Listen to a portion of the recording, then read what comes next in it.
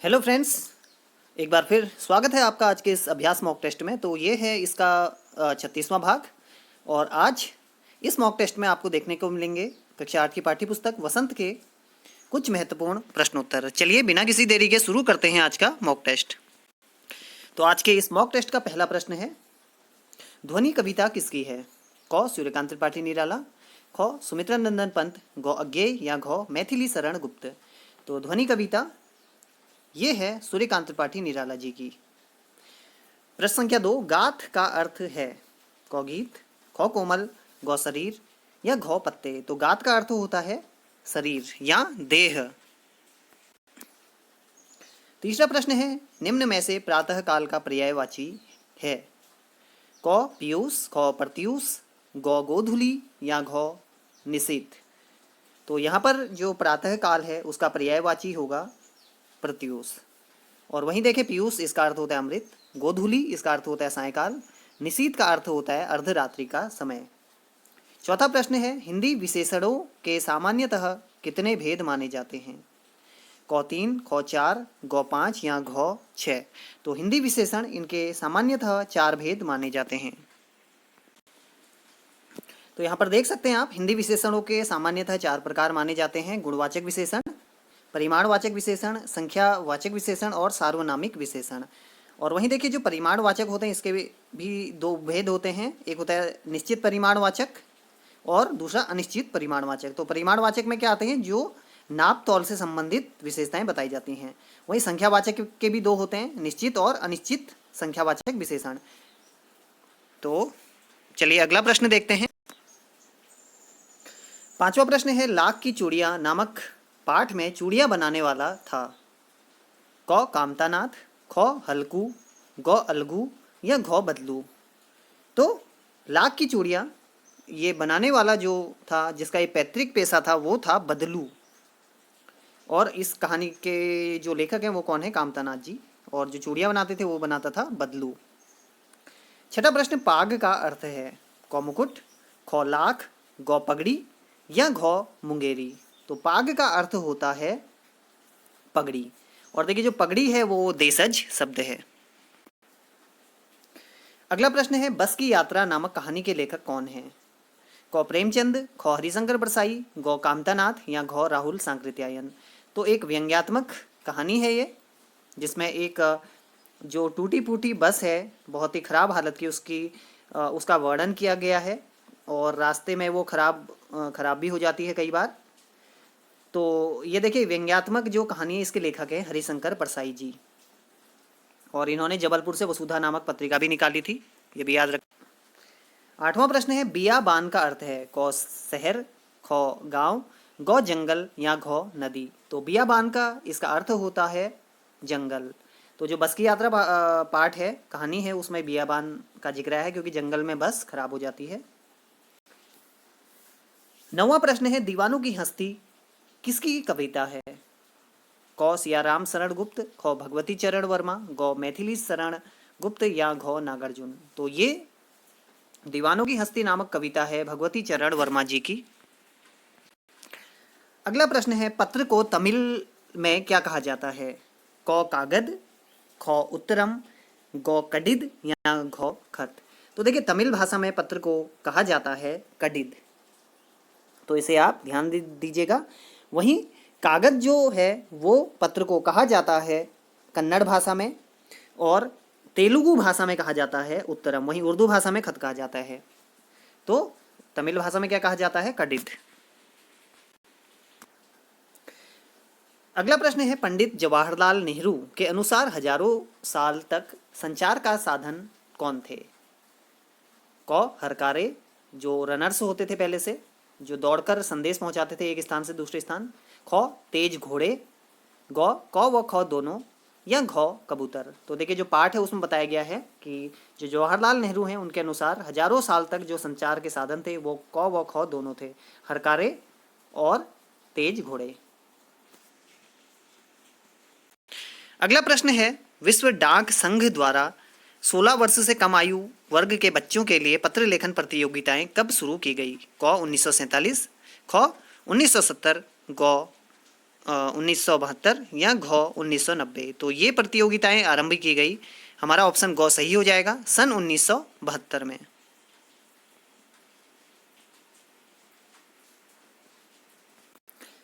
तेरहवां प्रश्न है, सन 1915 से 1941 तक गांधी जी व रविन्द्रनाथ टैगोर के बीच जो पत्राचार हुआ उसका किस नाम से संकलन किया गया? क कवि और महात्मा, ख महात्मा और कवि, गौ कवि के पत्र या घ महात्मा के पत्र। तो ये संकलन था, पत्रों का संकलन, वो महात्मा और कवि नाम से संकलित किया गया। 14वां प्रश्न है, ढाणी का अर्थ है क कच्चे मकानों की बस्ती, ख पक्के मकानों की बस्ती, गौ कुआं या घ स्थायी निवास। तो देखिए ढाणी का अर्थ होता है अस्थायी निवास या कच्चे मकानों की बस्ती। तो आंसर हो जाएगा क कच्चे मकानों की बस्ती, या इसे अस्थायी निवास भी कह सकते हैं। 15वां प्रश्न है, भगवान के डाकिए किसकी कविता है? क सूर्यकांत त्रिपाठी निराला, ख रामधारी सिंह दिनकर, गौ मैथिली शरण गुप्त या घ माखन लाल चतुर्वेदी। तो भगवान के डाकिए ये कविता है रामधारी सिंह दिनकर जी की। अगला प्रश्न है, बाँचना का अर्थ है क लिखना, ख पढ़ना, गौ भेजना या घ बरसना। तो बाँचना का अर्थ है पढ़ना। अगला प्रश्न है, क्या निराश हुआ जाए किसका निबंध है? क महावीर प्रसाद द्विवेदी, ख हजारी प्रसाद द्विवेदी, गौ अयोध्या सिंह उपाध्याय हरिऔध या घ बालकृष्ण भट्ट। तो देखिए जो सही आंसर है वो हो जाएगा आचार्य हजारी प्रसाद द्विवेदी जी, इनका ये निबंध है क्या निराश हुआ जाए। तो आंसर हो जाएगा हजारी प्रसाद द्विवेदी जी।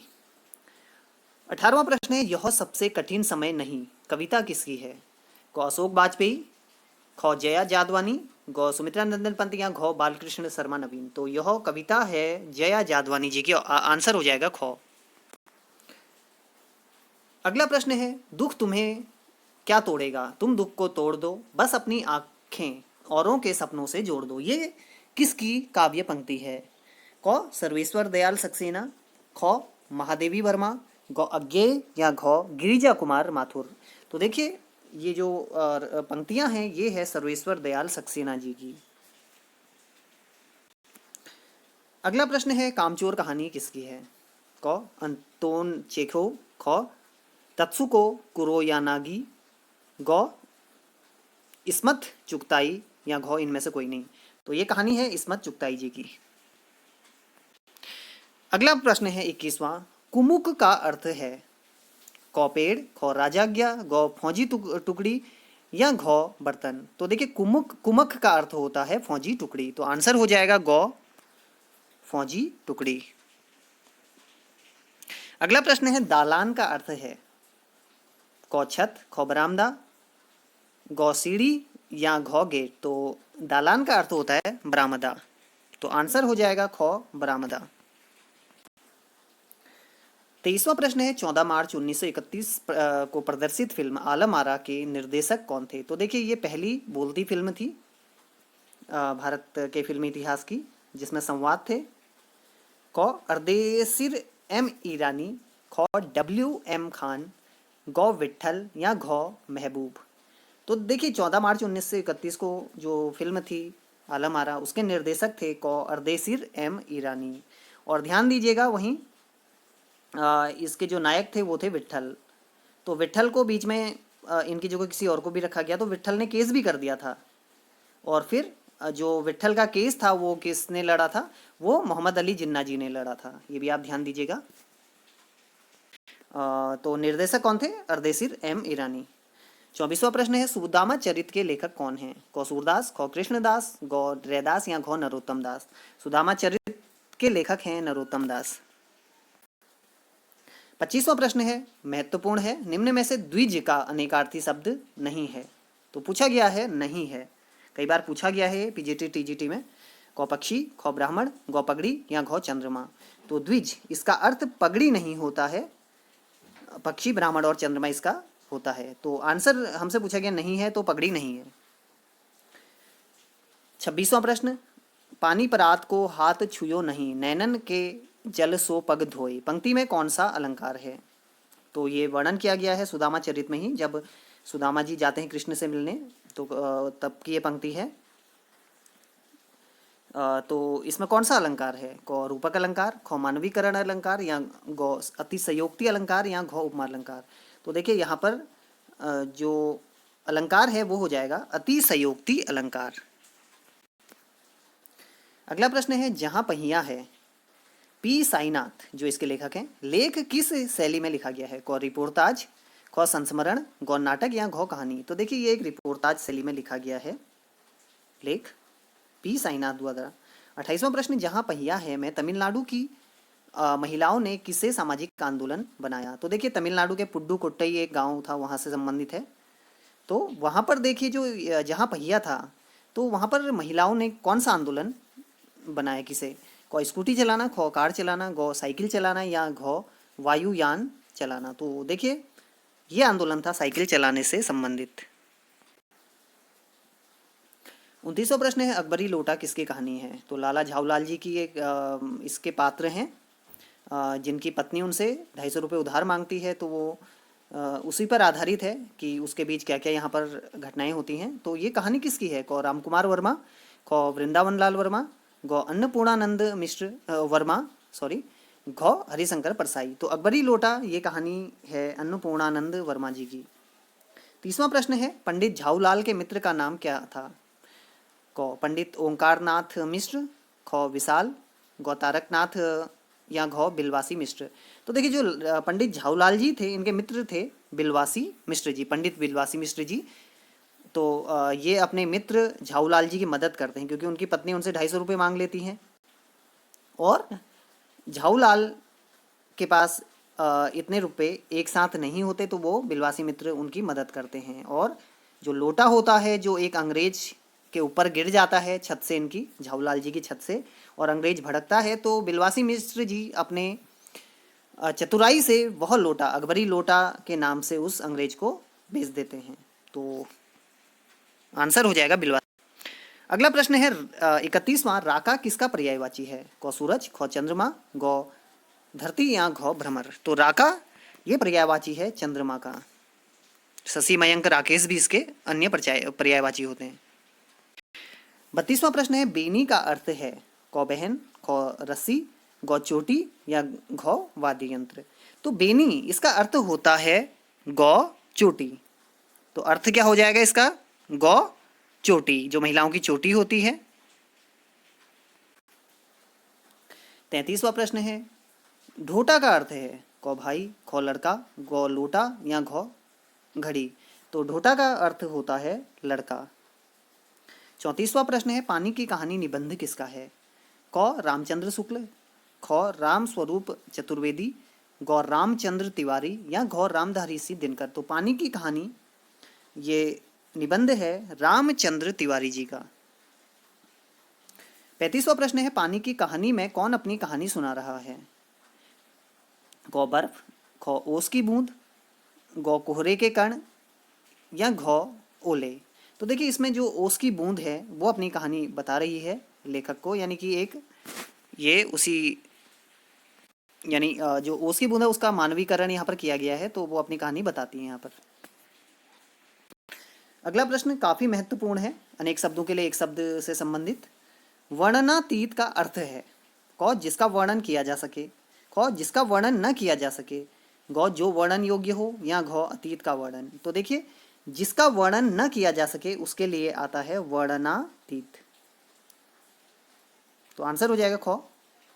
37वां प्रश्न है, सांसत का अर्थ है? क सांस लेना, ख खुशी होना, ग कठिनाई में पड़ना, या घ कठिनाई से छूटना। तो सांसत का अर्थ होता है कठिनाई में पड़ना।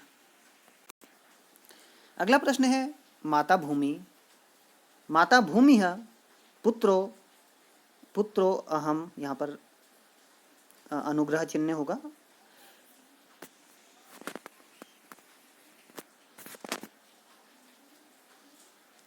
पुत्रो अहम पृथिव्याः पंक्ति ली गई है, किस से ली गई है? क ऋग्वेद, ख सामवेद, ग यजुर्वेद, या घ अथर्ववेद। तो ये पंक्ति ली गई है अथर्ववेद से। आंसर हो जाएगा घ। तो आज के इस मॉक टेस्ट का अंतिम प्रश्न है, बाज और सांप कहानी किसकी है? क सुरेंद्र वर्मा, ख निर्मल वर्मा, गौ प्रेमचंद या घौ यशपाल। तो जो बाज और सांप कहानी है वो है निर्मल वर्मा जी की। तो फ्रेंड्स ये था आज का मॉक टेस्ट एनसीईआरटी कक्षा 8 की जो पाठ्य पुस्तक है वसंत से। तो अगर आपका भी कोई सुझाव हो किसी प्रश्न से संबंधित तो आप कमेंट के माध्यम से बता सकते हैं। तो आज के लिए बस इतना ही, धन्यवाद।